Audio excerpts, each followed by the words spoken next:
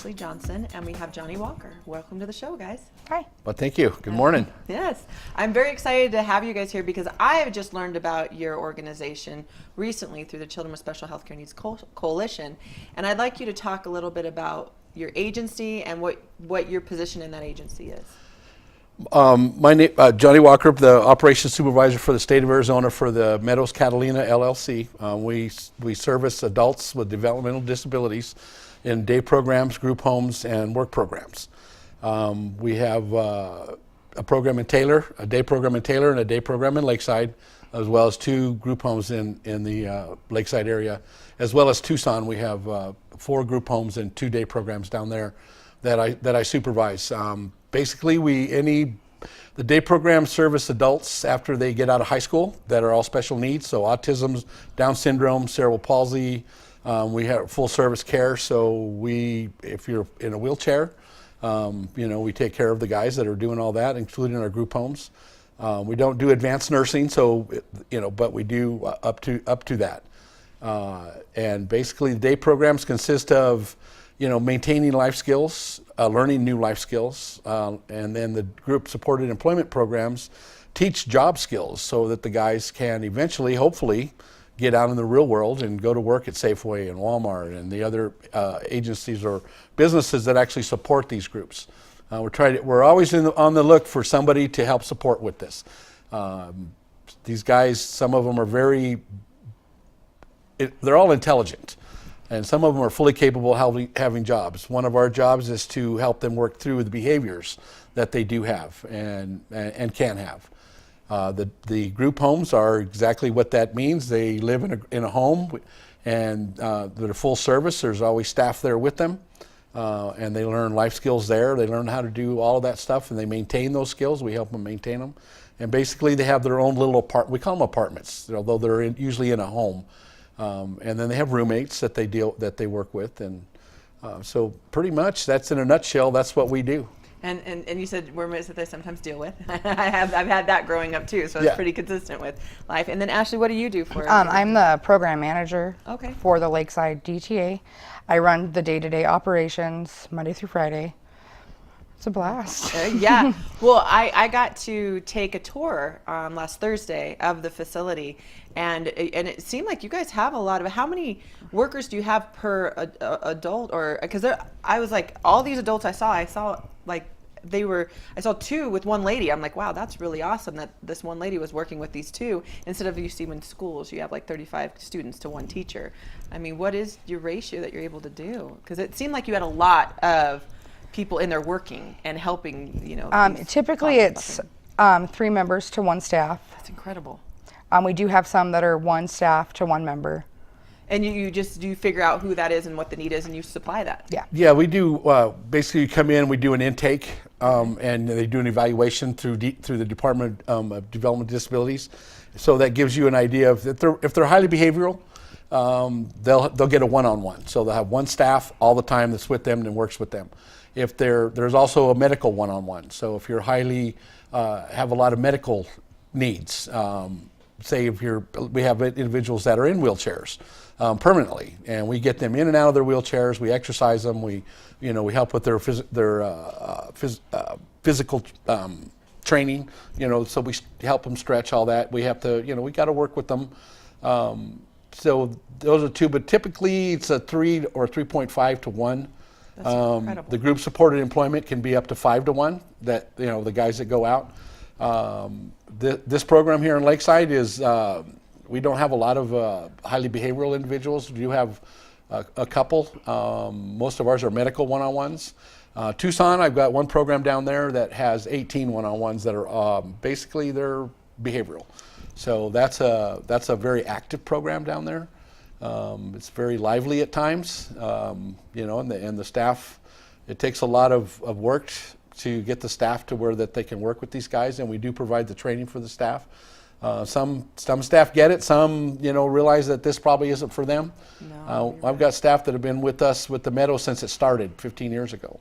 Other staff are, you know, they might last 3-6 months and they move on. But typically at Ashley's program, most of our staff, the youngest has probably been there 5 years, maybe 4 years. Everybody else has been there long term. So Yeah. You tend to find those people the right fit that yeah, have it's, that heart. it's definitely Absolutely. something that you find in your heart.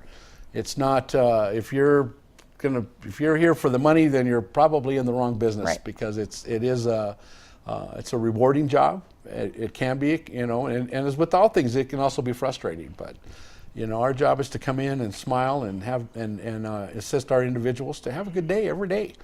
Now, are you guys open Monday through Friday? Yes. What are The the day hours? programs are basically 8:30 to 3:30. Okay. The group homes are we do have a couple that are there 24/7, but otherwise it's staffed from the time the guys get back from DTA in the afternoon all the way into the morning when they leave. And So, and just because I'm a little naive at this, so they live in these homes that are 24/7, and they leave the home at 8:30, come to the day program. Some of them work, some of them are at the day program, getting assistance with help.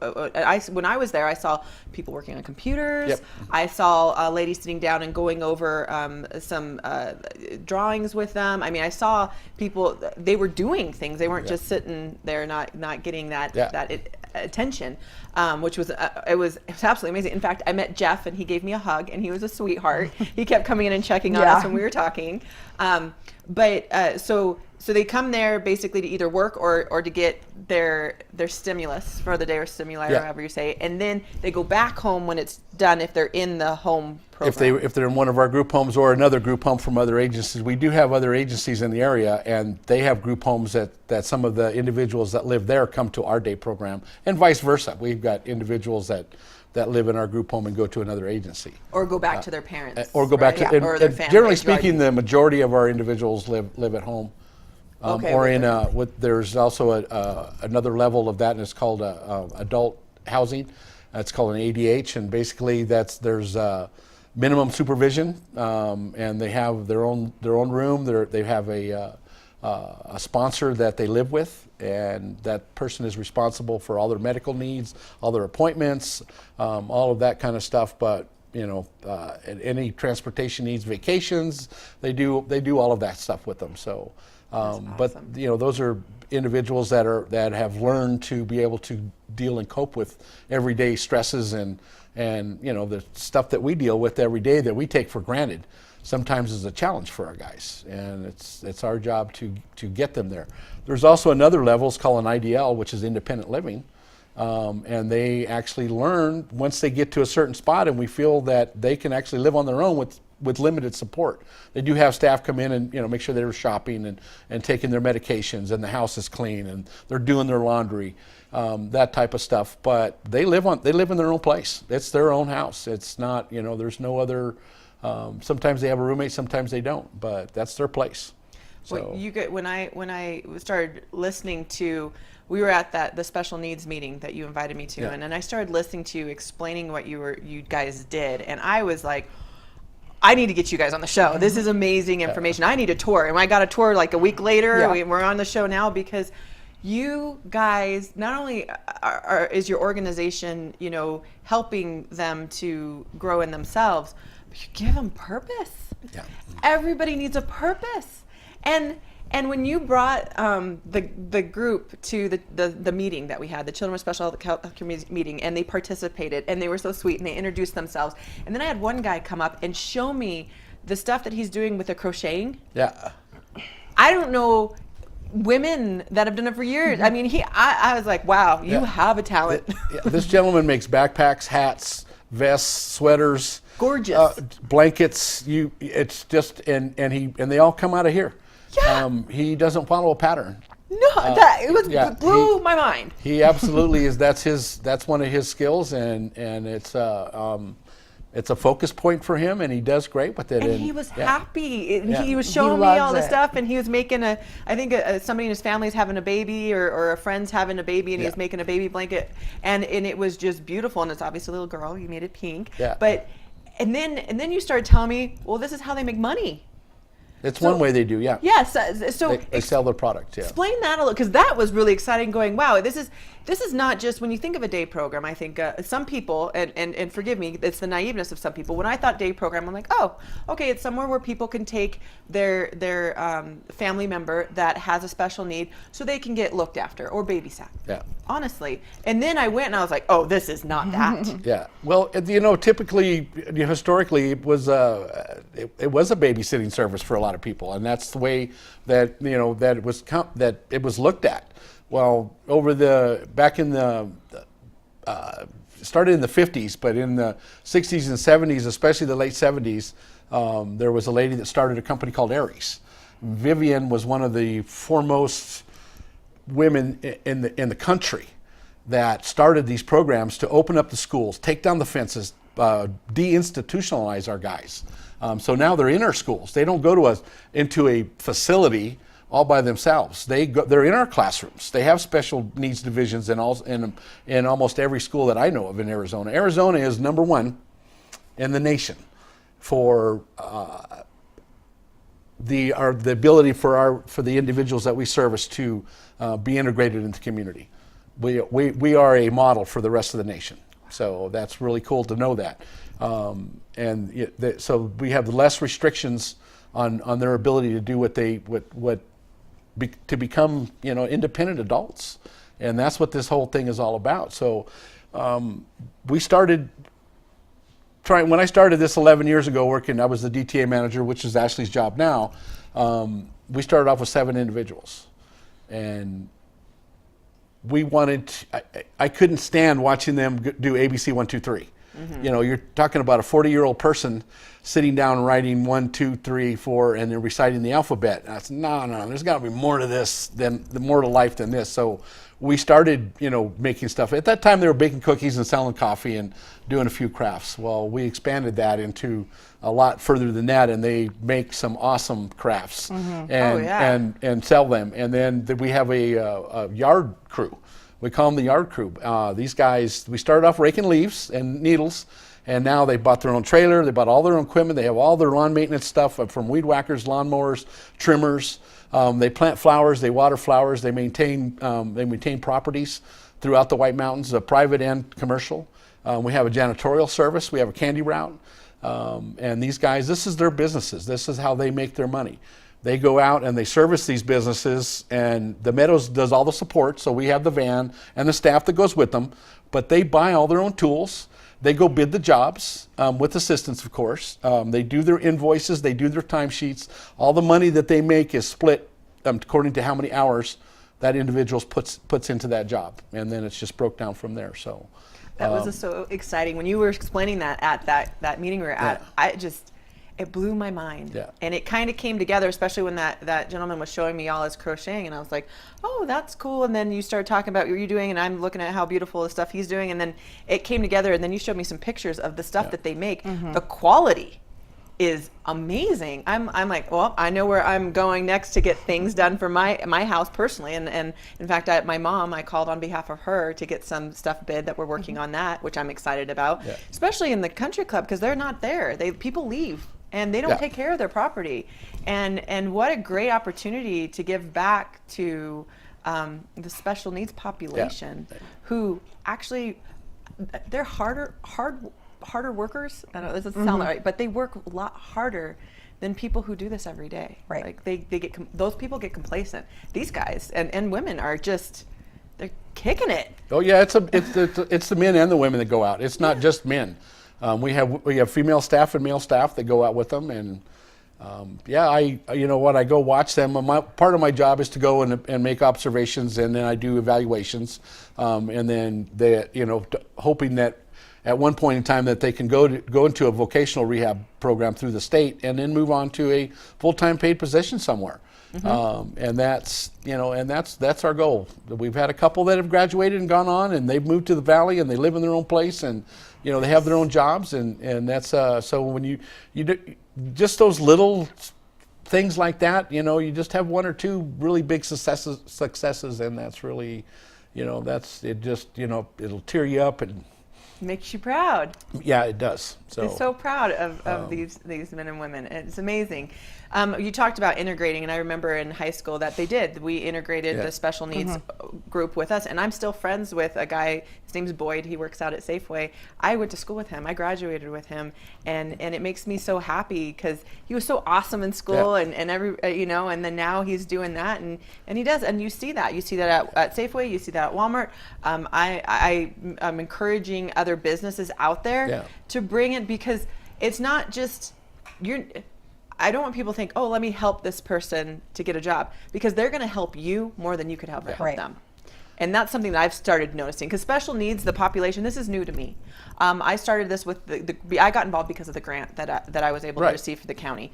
And it really brightened being a part of this organization, seeing what you guys do, meeting the people that you guys are with day in and day out, really brightened up my life in a way. You do a great job when you're starting at the children's level with the kids and getting the early intervention, getting them to school programs, getting that diagnosis, getting the help that they're going to need in the future. And if you catch them early, and then work these programs all the way through, and at 16 they can actually come to a summer program at the Meadows and agencies across the state.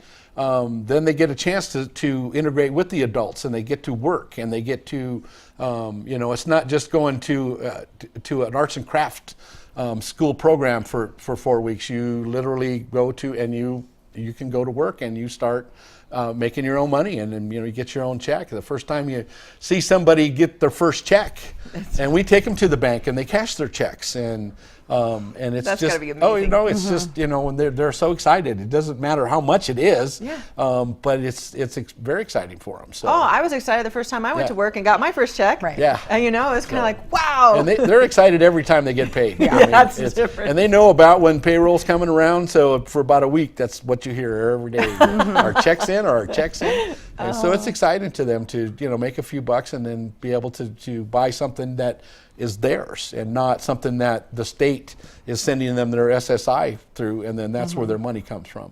Now, can anybody qualify for this program, or do you have to qualify for certain things? Is there private pay? How does that part of it work? You want to take that one? You have to be Title 19, but we also do private pay. Okay.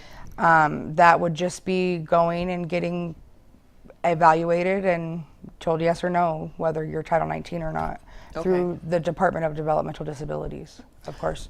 Okay. Yeah, your Title 19 starts in school. So basically, really, the earlier you get your diagnoses, the better off you're going to be as you go through. Because the older an individual gets, the harder it is to get that diagnosis. Right. Like if you wait until your child's in their teens, it's going to take you a couple of years to get through the system. And you may be turned down. And that could just be because the services, as you get older, the services start to limit themselves. What starts happening is that I'm not trying to say the state makes it harder, but they do. Okay. So the harder it gets, the parents or the guardians, usually it's a tedious process. And if you miss one meeting or one appointment, then you start over. So you get kicked right out. And that's the same with any of the state sponsored, from Access. Basically our funding comes from Access. Okay. Through the department, and then that's the DDD is part of Access. So, but getting that diagnosis and staying on board with it, when your child is getting ready to age out of high school, you need to start the year before and inviting programs like the Meadows to those IEPs that you have, which is when they become adult, it becomes an ISP or individual support plan. In school, it's an individual education plan.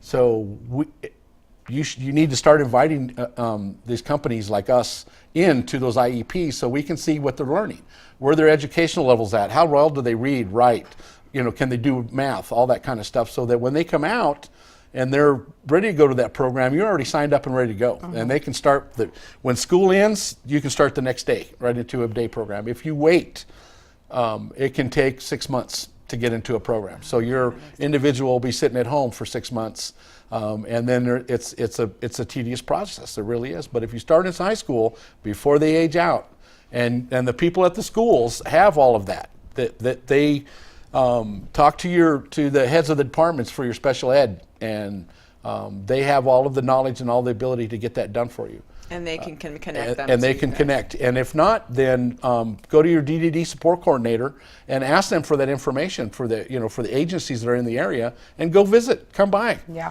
Okay. So, and that's really where it all starts, is to come by and see exactly what goes on.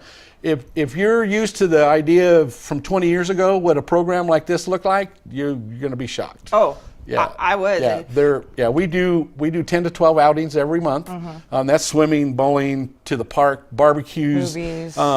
County fairs, the movies. So we do everything as much as possible that everybody else does every day, like you and me. Yeah, You know. you'd mentioned They go to the grocery movies shop. more than I Yeah. do. I'm a little jealous about that. You'd mentioned grocery shopping, that you take them grocery shopping, and just real quick, what do you think that, like, one of the things is when you see the guys and girls and their grocery shopping, I mean, the best thing, I always wave. I say, hi, you Right. know, and that's the best, I think the best response, right, from people. Because Absolutely. we're not going to get into this too much, but there are some people who just don't understand or are Correct. naive about that and think, oh, no, you know, I can't say or don't look or whatever. Right. But isn't it best just to acknowledge and be like, hey, because, you know, Absolutely. I mean, Jeff gave me a hug. It was amazing, you know, and I have a brother named Jeff and a boss named Jeff. So It's you know, being in a small community, most of these individuals that go to these programs that are in this White Mountain, they go to church together. They went to school together. They're cousins. them. They're very they're well brothers known or up here, sisters. yeah. You know, everybody own. You know, I mean, when you go to Bashas' and Safeway and Walmart and the Pizza Hut and the different restaurants that are up here, there's usually somebody there that's either related or went to school with this individual or knows the family, and so it's. That to us is really cool. So that because wherever we go, we're known, and yes, we still have people that are naive and not educated, and they still think, oh, you know, and they still use words that we don't use anymore, that are inappropriate socially, but you know, oh, there's a bunch of and that's not what it is. These guys, they want to say hi. Right. Are you having a good day? You know, and when you open that door, you may need to talk to them for a minute or two, but just they're people just like us, and they have the same wants, needs, and desires that we have, and they want friends and all that. So now I encourage everybody to come. Now you guys have an open house, May, right? May 11th from 11 a.m. to 3 p.m. And people can come in and see what you do. Absolutely. And one of the things that when I was visiting, I was like, you guys need people to donate items to you guys. And one of the things that kind of stuck out for me, and you guys are doing a great job with what you get. But we as a community need to support you. We need to be more supportive of what you guys are doing, because you're providing a service that is amazing to these families and to these adults that have these needs. And one of the things was, I'm like, I am going to find you guys a couch for outside, because there is a couch out there, but it's a car seat, not like a kid's car seat, like a bench seat of a car sitting out there for them to sit at. And I was like, oh no. We will find ways to help support what you guys have, and I encourage anybody out there, if you have nice items, I don't want you to give nice items, please, because you guys can use chairs, tables, you know, some nice stuff. I saw those tables that you got out, the picnic tables or whatever. Those are beautiful. Yeah. And it was stuff like that. I'm like, yes, more stuff like this. So I hope that we get more people to come to the house and see how they can support you with what you guys are doing, because what you guys are doing is absolutely amazing. Now, how can somebody get a hold of the organization? Well, there's a website called the Meadows Catalina, or you can call me. You can call Ashlie.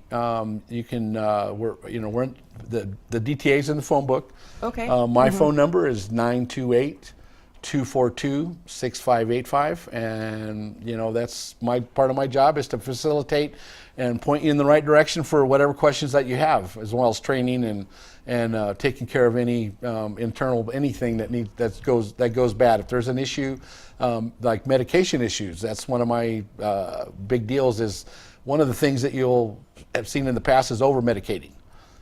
So we've initiated a new thing called gene swabbing. And what gene swabbing does for everyone is it puts your medications in a green, yellow, and red list. If they're in the red list and you're taking that med, your body's not absorbing that med, and it's not interacting in your body the way that it's intended. So you want your meds to be in the green list because your body absorbs it, your body uses it, your body is able to process it, and it's inside of you working the way that the doctors intend. Right. And there's a lot of these guys are just over medicated, and that's one of the things that the Meadows is working really diligently across the state in all of our programs, is to get these gene swabs done. They're not cheap, and some people resist them. But once, to me, the cost is offset by the fact that these guys are not taking medications that they shouldn't be. Yeah. And so you're actually, if you are taking the wrong medication, you're not seeing the real person in there. Right.